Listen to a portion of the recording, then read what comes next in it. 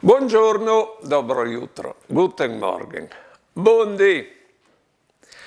Signor, alle 34.672 volti scalcriche il dì sulla mia vita. Io ti dis grazie veramente, con tanti giornati che tu mi hai dato. Che in daur veramente ande poi di qualcuno che è stato rovinato, sa tu, signor, è stato rovinato di pensieri, di preoccupazioni, di poris che hanno invelenato la giornata, ma proprio perché io mi metto che robe lì al primo posto, invece di mettere te, signor.